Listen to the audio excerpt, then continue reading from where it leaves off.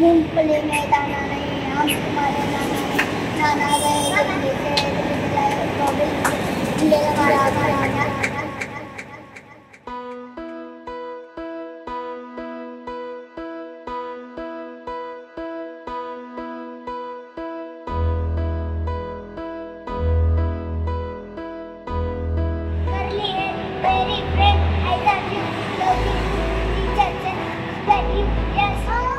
अशा खूप साऱ्या म्हणजे वेदना आहेत जे शब्दामध्ये मी व्यक्त करू शकत नाही, पण छोट्या मोठ्या गोष्टी जेव्हा रस्त्याने जरी चालायचे तर पाठीमागून कुणी मामू म्हणायचा, कुणी छक्का म्हणायचा, कुणी हिजडा म्हणायचा. 6 7 8 9 10 इतके डिप्रेशनमध्ये गेले की मी सुसाईड करण्याचा, मी फाशी घेण्याचा प्रयत्न केला. परंतु त्या फाशी मी जेव्हा घेतली त्याच्यातून मी वाचले गेले.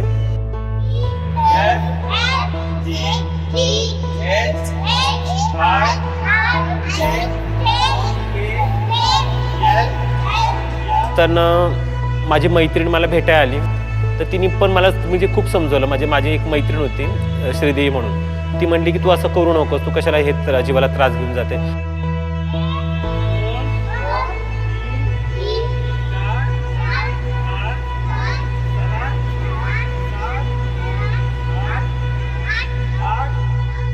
तरी देखील मी काय केलं की दुसऱ्या वेळेस पण मी सुसाईड म्हणजे करण्याचा प्रयत्न केला. इथं येरवड्याच्या इथं ब्रिज आहे, त्या ब्रिजवरून उडी मारण्याचा प्रयत्न केला.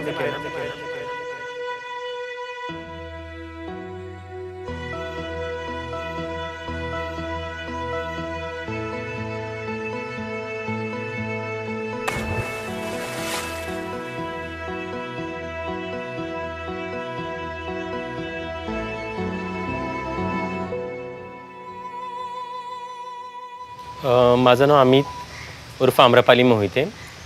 माझा जो जन्म आहे तो 13 ताडीवाला रोड मारुती मंदिर या ठिकाणी झाला. आणि माझ्या घरी 2 मोठ्या बहिणी आणि आई बाबा आणि मी असं आमचा 5 जणांचा कुटुंब होता. माझं जे लहानपण आहे ते ताडीवाला रोड या वस्तीमध्ये झालं. लहानाची मोठी मी तिकडेच झाली. मी जेव्हा लहान होते तर वडील दारूच्या आहारी असल्यामुळं ते व्यसन करायचे, तर त्यांनी म्हणजे कुटुंबाकडे कधी त्यांचं लक्ष राहत नसे. घरची जबाबदारी त्यांनी कधी स्वीकारली नव्हती. तर घर चालवणं आणि घरकाम सगळं करण्याचं म्हणजे कुटुंबाचा उदरनिर्वाह जो होता ते आई बंगल्यामध्ये काम करून करत असे. आणि तर मी जेव्हा हार्डली 4थी 5वीमध्ये असेल तर त्यावेळेस माझे वडील एक्सपायर झाले होते, वारले होते ते. त्यामुळे सर्व जबाबदारी आईवर आल्यानंतर आईने मग बंगल्यामध्ये कामं करून आम्हाला लहानाचं मोठं केलं होतं. वडील वारल्यानंतर 1 वर्षाच्या आतमध्ये माझ्या मोठ्या बहिणीचं लग्न झालं. आणि तिचं लग्न जे आहे ते नातेवाईकांमध्येच करण्यात आलं. पण हुंडा न दिल्यामुळं तिला सकाळी लग्न झालं आणि संध्याकाळी तिला घरी पाठवण्यात आलं. त्यानंतर ती आमच्यासोबतच राहू लागली. माझं जे पूर्ण शिक्षण जे आहे ते ब्रिटिश आणि नवीन हिंद हायस्कूल या शाळेतून हिंदी मीडियममधून मीच पूर्ण केलेलं आहे.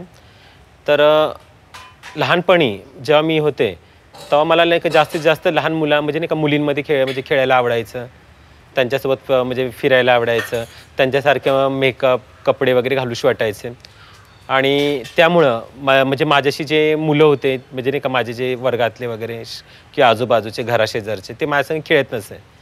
आणि मग त्याच्यानंतर आई पण मला ओरडायची की नाही का तू मुलींमध्ये नको खेळू, तू मुलांमध्ये खेळत जा. पण माझा जो कल होता तो मुलींकडेच मला कम्फर्टेबल वाटायचं, तर त्यामुळं मी मुलींमध्येच खेळायचे. लहानपणी याच ह्याच्यामुळं माझं नाही का म्हणजे मला खूप आजूबाजू जे आहे नातेवाईक म्हणा किंवा शेजारपाजार हे जे आहे ते खूप म्हणजे अपमान करायचे, त्रास द्यायचे, टोमणे मारायचे, माझा म्हणजे तिरस्कार करायचे की मी मुलींमध्ये खेळते. तर त्यामुळं मला म्हणजे नाही का ते मला चिडवायचे मुलं वगैरे. तर त्यामुळं मी काय करायचे जास्तीत जास्त घरामध्येच एकलकोंडी राहत असते. मी 12-13 वर्षाची असेल तेव्हा मला माझी जाणीव झाली की मी जी आहे ती इतरांपेक्षा वेगळी आहे. मला म्हणजे म्हणतात ना शरीर जरी पुरुषाचं असेल तरी मन माझं स्त्रीचं होतं. मला स्त्रियांसारखं वागणं आवडायचं. त्याच्यानंतर मला स्त्रियांसारखं बोलायला आवडायचं, त्यांच्यासारखे कपडे घालूशी वाटायचे आणि जास्तीत जास्त मी मुलींमध्येच खेळत असते. ह्या वयामध्ये त्याला आपण ॲडोल्सन वय म्हणतो. ह्या वयामध्ये आपल्याला कळत नाही की आपण म्हणजे एकतर मोठेही नसतो आणि लहानही नसतो, पण ह्या वयामध्येच आपल्या स्त्री म्हणजे मुलींना म्हणजे तिच्या मीपणाची आणि मुलांना त्यांच्या मीपणाची जाणीव होते. पण मला म्हणजे असं वाटायचं की मी वेगळ्या शरीरामध्ये आहे.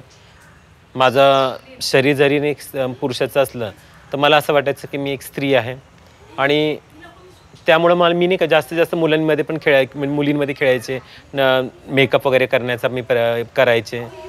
तेव्हा सोसायटी माझ्याकडे, समाज माझ्याकडे वेगळ्या नजरेने बघायचा. ते मला म्हणजे उपहासाचं कारण मी बनायचे. ते मला नेहमी चिडवण्याचे, तिरस्कार करायचे, अपमान करायचे. मी त्या समाजाकडून अपेक्षा नेहमी करायची की ह्या जे समाज आहे, ज्या समाजामध्ये मी राहते, त्यांनी मला आपलंच म्हणून स्वीकारावं, पण मला कधी त्यांनी स्वीकारलं नाही. त्यामुळं माझं बालपणही मला नीट व्यवस्थित अनुभवता आलं नाही. त्याचप्रकारे शाळेच्या लाईफमध्ये पण जेव्हा मला नाही का वॉशरूमला जरी जायचं असेल तर मुलांच्या वॉशरूममध्ये जाऊ की मुलींच्या वॉशरूममध्ये जाऊ यापासून माझा संघर्ष असायचा. कधी कधी तर म्हणजे नाही का वॉशरूमला जाऊन लागावं नाही, टॉयलेटला जाऊन लागावं नाही म्हणून मी पाणी कमी प्यायचे आणि त्यामुळं मला नाही का म्हणजे कालांतराने किडनी स्टोनचा पण प्रॉब्लेम झाला होता. तर अशा खूप साऱ्या म्हणजे वेदना आहेत जे शब्दामध्ये मी व्यक्त करू शकत नाही. पण छोट्या मोठ्या गोष्टी जेव्हा रस्त्याने जरी चालायचे तर पाठीमागून कुणी मामू म्हणायचा, कुणी छक्का म्हणायचा, कुणी हिजडा म्हणायचा. तर हे जे शब्द होते ते मनाला टोचणारे होते, परंतु मी म्हणतात ना एखाद्याचा उगारणारा हात आपण पकडू शकतो पण एखाद्याचं बोलणारं तोंड आपण थांबवू शकत नाही. तर लोक म्हणजे असे खूप वेगळ्या नजरेने मला बघायचे आणि वेगवेगळ्या पद्धतीने मला ते चिडवण्याचा प्रयत्न करायचा.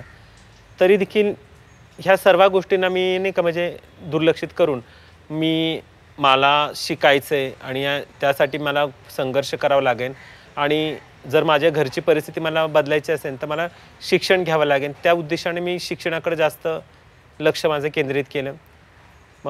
मी 10वीत असताना आईची तब्येत खूप खराब झाली आणि त्यामुळं मला म्हणजे बोर्डाची जी परीक्षा होती त्याची फीस भरण्यासाठी मला मग घरात पैसे नसल्यामुळं मी सकाळ पेपरची एक मालकीण होती क्वीन्स गार्डन वाडिया हे आयनॉक्स सिनेमा हॉलच्या इथे.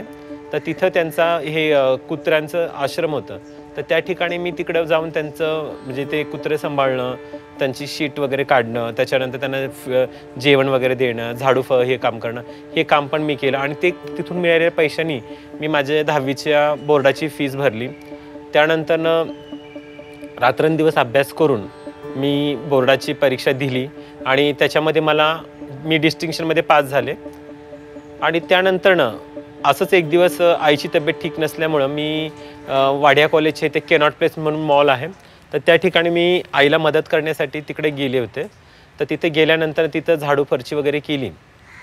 ते साफसफाई काम केल्यानंतरनं मी आईसंग बोलत असताना तिथले जे सर होते त्या सरांनी माझं बोलणं ऐकलं आणि त्यांनी मला म्हटले की तू आमच्या इथं काम करशील का.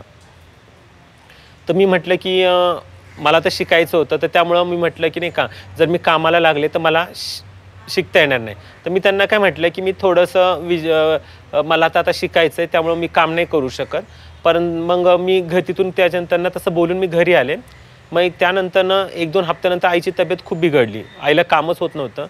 मग मला नाईलाजाने मला नाही का दुसरा पर्याय नसल्यामुळं मी आईला म्हटलं की मी काम करेल आणि मी तिथं त्या साहेबाला परस्पर जाऊन भेटले. त्यांना म्हटले की मला काम करायचं आहे, माझी घरची आईला काम होत नाही आहे, तर मला म्हणजे कामाला घ्या. तर तिथं टेलिकॉलिंगचा जॉब होता. तर ते पहिले त्यांनी नाही हो म्हटले. मग नंतर देखील मी खूप जास्त त्यांना रिक्वेस्ट केली. त्यानंतर त्यांनी मला म्हटले की ठीक आहे बाबा तू ये कामाला उद्यापासून. पण माझं वय जे 18 वर्ष पूर्ण नव्हतं, मी हार्डली 16 वर्षाचे होते. मग त्यामुळे माझं एक वेगळं मस्टर होतं, त्या मस्टरमध्ये माझं नाव त्यांनी रजिस्टर केलं आणि मला तिथं वेगळे साईन वगैरे करायला लागायचे. तर त्यानंतर तिकडं पण मी म्हणजे नाही का तिथं माझ्या कामाच्या ठिकाणी मी माझा जास्तीत जास्त वेळ मी तिथं स्पेंड करू लागले. कारण की स्लम एरियामध्ये जे लोक मला चिडवायचे, जे मला मानसिक त्रास होत होता त्यापासून दूर व्हावं आणि तिथून म्हणजे त्या एरियापासून मला थोडंसं म्हणजे म्हणजे लांब व्हावं त्यासाठी म्हणून मी तिथं जास्तीत जास्त वेळ कामामध्ये घालवू लागले आणि तिथं मी बेस्ट परफॉर्मर म्हणून टेलिमार्केटिंग एक्झिक्युटिव्ह म्हणून मी बेस्ट परफॉर्म करायचे. पॅन इंडिया मला बेस्ट परफॉर्मर म्हणून अवॉर्ड मिळत होते. असाच एक अवॉर्ड घेण्यासाठी मी बंडीपूरला जात होते आणि ह्या ठिकाणी जात असताना माझे जे कलिग्स होते तर ते कलिग्स बसले होते आणि मी शिवाजीनगरच्या इथून ट्रेन जात असेल तर बायपास करत असताना मी त्यांना मी वॉशरूमला गेले आणि वॉशरूमवरून जेव्हा मी बाहेर आले तर माझे जे कलिग्स होते ज्यांना मी आपल्या कुटुंबाचा एक भाग समजत होते, त्यांना आपले सदस्य समजत होते, अर्ध्यापेक्षा जास्त वेळ मी त्यांच्यासोबत म्हणजे घालवत होते.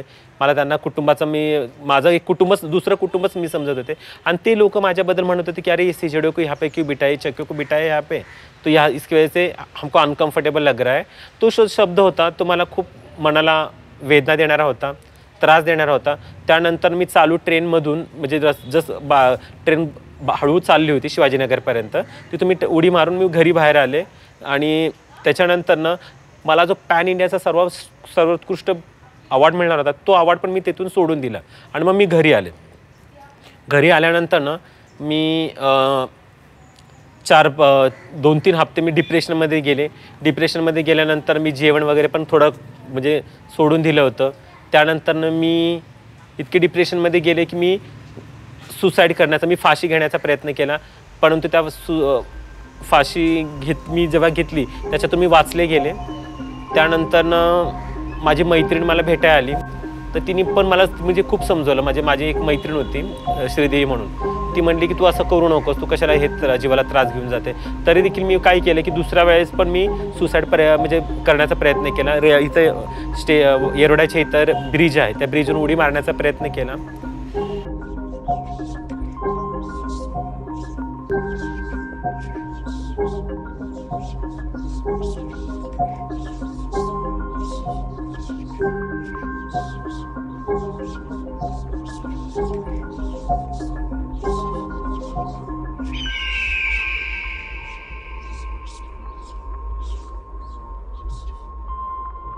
त्यानंतर माझी मैत्रीण माझ्याकडे आली तर तिने मला म्हटलं की नाही का तू सुसाईड करण्याचा अटेम्प्ट केला एवढा, जर तुझ्या जीवाचं बरं वाईट झालं असतं तर तुझ्यावर जे अवलंबून आहेत, तुझे 2 बहिणी आहेत, मोठी बहीण मेंटली रिटायर्ड आहे, आई आहे, त्यांचं काय झालं असतं. आणि हे फक्त ह्याच्या आयुष्यात नाही आहे की तुलाच हे झालं सामोरं जावं लागत नाही. आपल्यासारखे तुझ्यासारख्या आपल्या कित्येक बहिणी आहेत जे जगत आहेत लोकांचा तिरस्कार अपमान सहन करून, तर तेही जगतच आहेत. आणि याचबरोबर समाजामध्ये असेही खूप गांजलेले लोक आहेत की ज्यांचं कुणी वाली नाही आहे आणि ते जर समाजामध्ये त्यांना कुणी आपलं समजत नाही तरी ते त्यांचं जगत आहेत. तर अशा लोकांसाठी तू विचार का नाही करत. मग मी थोडंसं म्हणजे त्या दिवशी तिचं बोलणं मला थोडंसं मनाला लागलं आणि मग मी घरी गेले तिला भेटून. मी रातभर विचार केला की नाही, जर आयुष्य असंच घालवायचं आहे आणि जर मरायचंच असेल तर कीर्तिरूपे का नाही मरावं आणि चंदनापर्यंत झिजून दुसऱ्यांच्या आयुष्यामध्ये काहीतरी चांगलं काय घडवावं या उद्देशाने मग मी काय केलं की मी विचार केला की आपलं आयुष्य एवढं छोटं नाही आहे की लगेच आपण मरून जावं. तर मरायचं असेल तर दुसऱ्यांच्या आयुष्यामध्ये काहीतरी चांगला बदल घडवावा आणि दुसऱ्यांसाठी जगावं. आणि तो समाज, ज्या समाजाने मला प्रत्येक वेळेस तिरस्कार केला, अपमान केला, मला वेळोवेळी म्हणजे हीनतेची भावना तू हीन आहे, तो आमच्यापेक्षा कमी आहे हे दाखवण्याचा प्रयत्न केला. तर त्या समाजामध्ये असे काही गांधलेले पण लोक आहेत तर त्यांच्यासाठी जगायचं. मग मी विचार केला की आपण काहीतरी वेगळं करायचं आणि आपल्यासारखे म्हणा माझे तृतीयपंथी माझ्यासारखी जी बहिणी आहेत किंवा इतर लोक त्यांच्यासाठी काहीतरी करायचं. मग त्या उद्देशाने मग मी सावली सोशल फाउंडेशन संस्था ही जी संकल्पना, ही संस्थेची संकल्पना माझ्या मनात आली आणि त्यानंतरनं मग मी सावली सोशल फाउंडेशन संस्था ही निर्माण केली आणि याच्या माध्यमातून मी खूप सारे जे गरजू आहेत लोक आहेत त्यांच्यासाठी काम करण्याचं मी सुरुवात केली. आणि आपण 2दा मृत्यूच्या दारातून मागे आलो आहे याचा अर्थ देवाने आपल्यासाठी माझ्याकडून काहीतरी नक्कीच चांगलं घडून माझ्या हातून काहीतरी चांगलं नक्कीच घडवायचं असेल, त्यामुळं आपण मृत्यूच्या दारातून परत आलेलो आहे. मग मी असं विचार केला की माझं जे आयुष्य आहे ते मी समाजकार्यासाठी वाहून देईल. मग मी तिथून समाजसेवेची सुरुवात केली.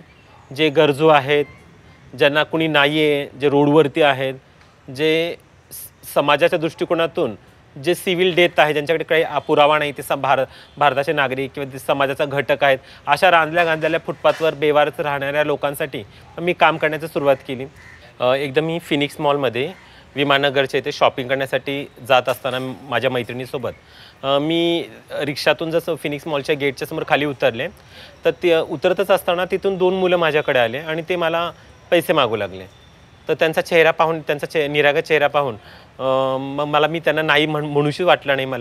माझ्याकडे पैसे ॲक्च्युली सुट्टे नव्हते, तरी देखील मी माझी बॅग तपासून मी त्याच्याकडून मला एक 5 रुपयाचा कॉईन भेटला आणि तो रुपया मी त्यांना देऊन टाकला. ते दिल्यानंतर ते जे मुलं आहे ते पैसे घेऊन माझ्या पुढच्या रिक्षाकडे गेले आणि तिथे गेल्यानंतर ते इतरांकडे पैसे मागू लागले. त्या रिक्षामध्ये जे बसलेले जे पॅसेंजर होते त्यांच्याकडून पैसे मागू लागले. पण त्या पॅसेंजर लोकांनी त्यांना काही पैसे दिले नाही, त्यांना तिथून हाकलून दिले.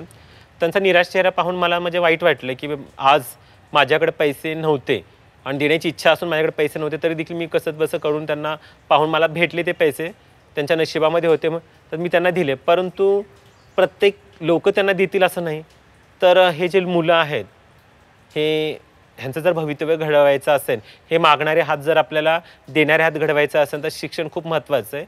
आणि आज ह्यांची जी परिस्थिती ती शिक्षणामुळे झालेली आहे. जरी शिकले असते तर कुठंतरी कामाला लागले असतील, कामाला लागून त्यांचं म्हणजे इतर सर्वसामान्य लोकांप्रमाणे ते त्यांचं आयुष्य व्यतीत करू शकले असते. तर मग तसंच मी शॉपिंगला गेले. त्यानंतर मी शॉपिंग करून आल्यानंतर मी बाहेरून पाहिलं तर ती मुलं मला तिथे पुन्हा तिथे दिसले. मी त्यांच्याकडे गेले आणि त्यांना म्हटलं की बाबा मला तुझ्या आईवडिलांना भेटव. तर पहिलं तिथे मुलांनी नाही हो म्हटलं. पण मी जेव्हा त्यांना जास्त इन्सिस्ट केलं, त्यानंतर त्या मुलांनी मला त्यांच्या आईबाबांकडे घेऊन गेले. मग मी तिथं त्यांच्या आईबाबांना भेटून त्यांना म्हटलं की बाबा हे तुमचे मुलं जे आहेत त्यांना तुम्ही शिक्षण का देत नाही आणि तुमची जी परिस्थिती आहे ती बदलायची असेल तर तुमच्या मुलांना शिक्षण द्या. तर त्यांचे पॅरेंट्सनी मला असं उत्तर दिलं की जर आमची मुलं कामाला म्हणजे शाळेला गेली तर आम्हाला म्हणजे पैसे कसे येणार आणि आम्ही काय खाणार, आमचे पोटं कसं भरणार.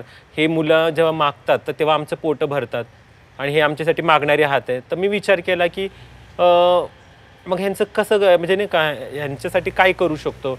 मग त्यानंतर मी त्याच विचारामध्ये घरी आले. रातभर माझ्या डोक्यामध्ये विचार चालला होता की असं काय करावं जेणेकरून हे मुलांना शिक्षण घेता यावं. तर मग मी खूप विचार केल्यानंतर मी असं म्हटलं की हे जर मुलं जर शाळेत जाऊ शकत नाही तर शाळा त्यांच्याकडे का नाही आणायची. त्यानंतर मग मी फुटपाथ शाळा ही संकल्पना माझ्या डोक्यात आली आणि मग मी फुटपाथ शाळाला म्हणजे त्या ठिकाणी ज्या ठिकाणी मुलं जास्त राहतात, सिग्नल वगैरे, त्या सिग्नलच्या बाजूलाच मी शाळा चालू केली आणि मग त्या मुलांना शाळेमध्ये मी आणू लागली. आणि पहिल्यांदा तर मुलं येत नव्हते शाळेत, मग त्यांना थोडंसं खाऊ वगैरे देणं, त्यांना थोडंसं म्हणजे नाही का खेळणी देणं, हे असं करून मग त्या मुलांना मी तिथे शाळेत घेऊन यायला लागले. त्यानंतर मुलंही शाळेत येऊ लागले.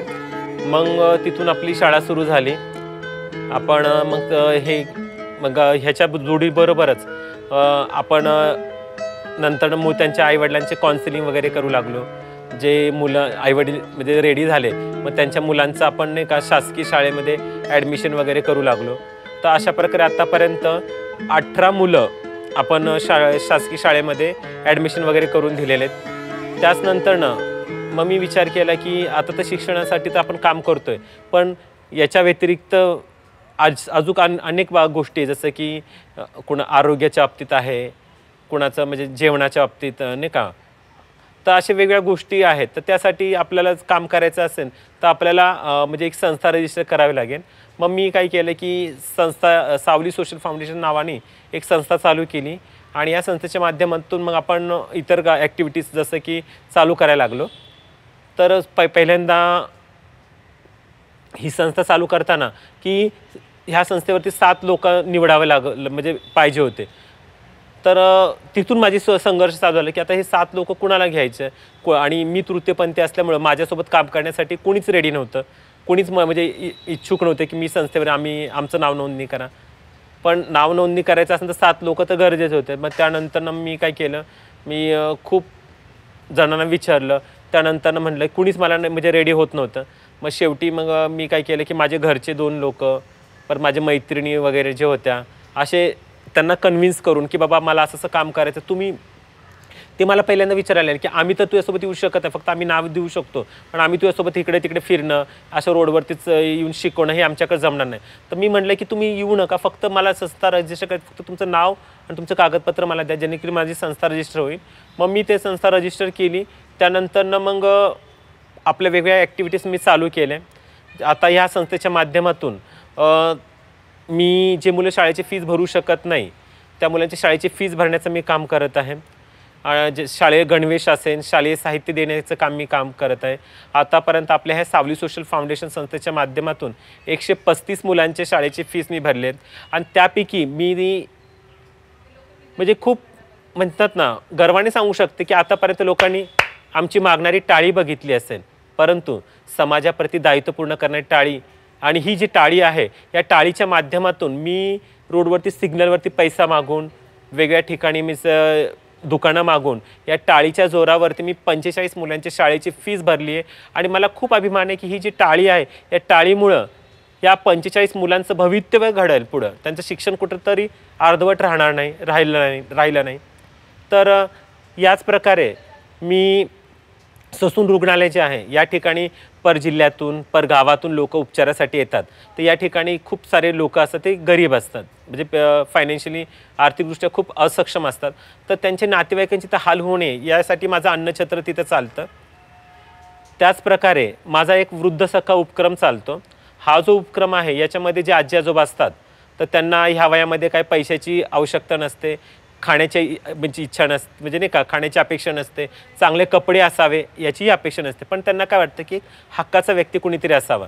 तर आपण त्यांना एक हक्काचा व्यक्ती देत असतो, जेणेकरून ते त्यांचे मन त्याच्यासोबत म्हणजे उघडू शकतात, त्यांच्या मनातली भावना त्यांना सांगू शकतात. त्याच्यानंतर आपण त्यांना BP शुगरच्या गोळ्या देत असतो, त्यांच्या आरोग्याविषयी काळजी घेत असतो. तर नेत्र तपासणी असेल, हिअरिंग मशीन्स असेल, हे आपण त्यांना देत असतो. त्याचनंतरनं त्यांना कपडे वगैरे आपण देण्याचं काम करत असतो. आणि आज आपण बघतो की माणसाच्या बाबतीत तर सर्वजण हे करतात, पण हे जनावरं काय ह्यांना तर देखील बोलता देखील येत नाही. तर अशा जनावरांसाठी जे स्ट्रे डॉग, स्ट्रे कॅट्स असतात, जे बोलू शकत नाही, तर त्यांच्यासाठी पण मी काम करत आहे. जसं की त्यांना फीडिंगचं काम असेल, त्याचनंतर हिट अँड रन केसेस असेल, त्यांना जखमा झाल्या असेल त्यांना औषधोपचार वगैरे मिळवून देण्याचं मी काम करते. त्याचप्रकारे व्यसन मुक्तीसाठी माझे काम आहेत. व्यसन हे युवा पिढीला लागलेली आहे, म्हणजे आजची जी पिढी आहे ती खूप सारे व्यसनाच्या आहारी गेलेले आहेत. तर या व्यसनाच्या आहारी गेलेल्या पिढींना व्यसनापासून मुक्त करण्यासाठी मी काउन्सिलिंग वगैरे करते. त्याच्यानंतर ते जर व्यसनाच्या आहारी गेले असेल तर त्यांना आपण व्यसनमुक्ती केंद्रामध्ये भरती वगैरे करतो आणि त्यांना त्याच्यापासून परावृत्त करण्याचा मी प्रयत्न करत आहे. आज आपण बघतो मासिक पाळीच्या विषयी समाजामध्ये खूप सारा गैरसमज आहे. मासिक पाळी ही जी आहे ती निसर्गाने, देवाने स्त्रीला दिलेलं एक वरदान आहे आई बनण्यासाठी. तर समाजामध्ये तिच्या बाबतीत वेगवेगळे म्हणजे गैरसमज आहे, भ्रम आहे, तर ते दूर करण्यासाठी मी प्रयत्न करत आहे. म्हणजे मासिक पाळीच्या दरम्यान काय काळजी घ्यावी, PCOD काय असतं हे आपण महिलांना सांगत असतो. त्याचप्रकारे जे महिला फुटपाथवरती राहतात तर ते सॅनिटरी पॅड विकत घेऊ शकत नाही, तर त्यांना आपण सॅनिटरी पॅड म्हणजे देत असतो. तर याच प्रकारे मी तृतीयपंथी जे आहेत, दिव्यांग बांधव आहेत, देहविक्री करणाऱ्या महिला आहेत, त्यांच्यासाठी मी कामं करत आहे. दिव्यांग बांधव आहेत त्यांच्यासाठी त्यांना लागणारे जे कुबड्या, व्हीलचेअर या गोष्टी आपण कृत्रिम अवयव वगैरे बसून देण्याचं काम मी करत आहे. त्याचप्रकारे त्यांना पेन्शन वगैरे चालू करून देत असतो. 192 लोकांना मी व्यवसाय वगैरे टाकून दिलेत. कुणाला हातगाड्या दिलेत, कुणाला भाजीपाल्याचा व्यवसाय टाकून दिला आहे, कुणाला कटिंगचा व्यवसाय करून दिलेला आहे, तर कुणाला मी चायची टपरी वगैरे टाकून दिली. तर आज आपण बघत असेल ती समाजामध्ये म्हणजे लोक म्हणतात की तृतीयपंथी फक्त टाळ्या वाजवतात आणि पैसेच कमवतात, आणि तर आतापर्यंत सर्वांनी आमची मागणारी टाळी बघितली असेल, पण समाजाप्रती कर्तव्य पूर्ण करणारी जी टाळी आहे ती समाजाचं दायित्व पूर्ण करणारी टाळी मी लोकांपर्यंत पोहोचवण्याचं मी काम करते. आणि हे जे काम करत असताना समाजामध्ये मला म्हणजे हे जे सोशल वर्क करताना की खूप सारे लोकांनी मला अडवणूक पण केली. लोक माझ्यावर हसले देखील. लोक म्हणत होते की जे स्वतःचं आयुष्य बदलू शकत नाही, ज्याला देवानेच असं घडवलं आहे, ते दुसऱ्यांचं आयुष्य काय कसं काय बदलू शकते. तर मी त्यांना म्हणू शकेल की मी माझ्या परीने मी छोटासा का होईना प्रयत्न करत आहे. जेव्हा जंगलामध्ये आग लागते तेव्हा बघायची भूमिका न घेता एक चिमणी बनून आपल्या चोचीने आग विझवण्याचा मी प्रयत्न करत आहे. तर मी समाजामध्ये मी खारीचा वाटा देत आहे. तर हे जे करताना मला म्हणजे मी म्हणेल की नाही का, मला तर समाजाने कुणी साथ दिली नाही. हाताच्या बोटावरती मोजण्या इतकेच लोकांनी मला थोडंफार सपोर्ट केलं असेल. पण असे पण समोर लोक होते की जे सपोर्ट तर करत नव्हते, पण पाय खेचण्याचे पण कामं करत होते. तर माझी फक्त एवढीच अशी विनंती असेल या सर्वांना की ॲटलिस्ट सपोर्ट नाही करू शकत तर पाय खेचण्याचे पण कामं करू नये. आणि ह्या सर्व गोष्टींना मी दुर्लक्षित करून मला समाजामध्ये काहीतरी घडवायचं आहे, या लोकांनी मला म्हणजे जेव्हा मी सोशल वर्क करत होते तेव्हा खूप साऱ्या लोकांनी त्रास देण्याचा प्रयत्न केला, अडवणूक करण्याचा प्रयत्न केला, मस्करी करत होते. माझा जो सेल्फ कॉन्फिडन्स, जो आत्मविश्वास होता तो कमी करण्याचा प्रयत्न केला. परंतु त्या दृष्टिकोनातून ह्या सगळ्या गोष्टीला मी दुर्लक्षित करून माझं एकच एम होतं की इतरांच्या आयुष्यामध्ये काहीतरी जे गांजले त्यांच्या आयुष्यामध्ये काहीतरी बदल घडवायचा आहे, त्या दृष्टिकोनातून मी माझं काम चालू केलेलं आहे. जेव्हा लहानपणी मी शाळेत जायचे ना, तर कधी कधी जेवायला नसायचं.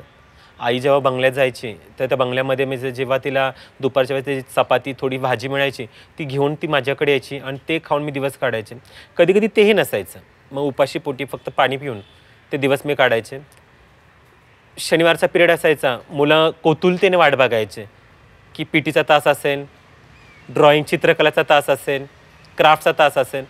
परंतु मला असं वाटायचं की तो तास येऊ नये, कारण की माझ्याकडे ते म्हणजे चित्रकलेचे साहित्य नसायचे, पीटीचा बूट, कपडे वगैरे नसायचे.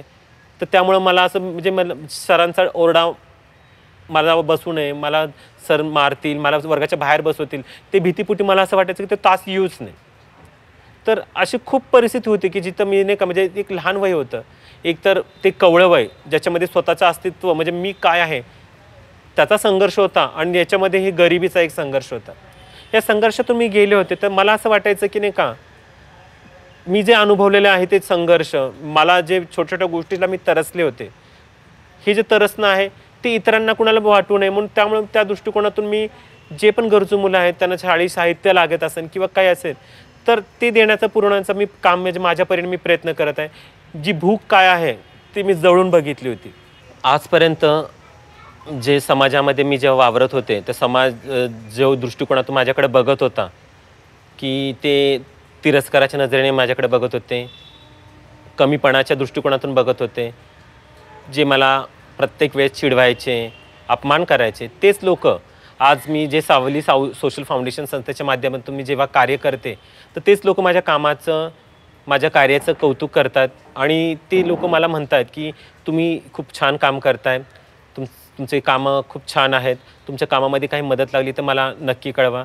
आणि तेव्हा मला खूप छान वाटतं की बाबा चला, आज आपण जे कार्य करत आहे निस्वार्थ काम भावनेने, तर त्या भावनेमुळं लोकचा बघण्याचा जो नजरिया आहे माझ्याकडे तो चेंज झालेला आहे. मी फक्त एवढेच हे लोकांना म्हणेन की मी एक अपील करेन लोकांना की आजपर्यंत तुम्ही तृतीयपंथांना लाली लिपस्टिक लावले, भडक मेकअप केलेले चेहरे तुम्ही बघितले असतील, पण त्यामागचं दुःख जाणून घ्या. आम्ही तुमच्या समाजाचा एक घटक आहोत, आम्हाला तुमच्या समाजामध्ये सामावून घ्या. आम्हाला तुमच्याकडून पैसा किंवा काय म्हणजे मान मर्यादेची आम्ही भुकेले नाही आहोत. आम्ही फक्त एवढं म्हणणं आहे की आम्ही तुमच्या समाजाचा एक भाग आहोत, आम्हाला तुमच्या समाजामध्ये सामावून घ्या आणि तुम्ही आम्हाला आपलं म्हणा. एवढंच मी म्हणेन. फक्त एवढंच म्हणेन की जिओ और जीने दो, आम्हाला आपण जगण्याचा अधिकार आहे आणि आम्ही आमच्या अस्तित्वाची लढाई लढता समाजासाठी पण काहीतरी देण्याचं काम करत आहे. तर हे जे आम्ही जे कार्य करत आहे ते आमच्या कामामध्ये थोडा का होईना तुम्ही हातभार आधार द्यावा, एवढंच मी म्हणेन.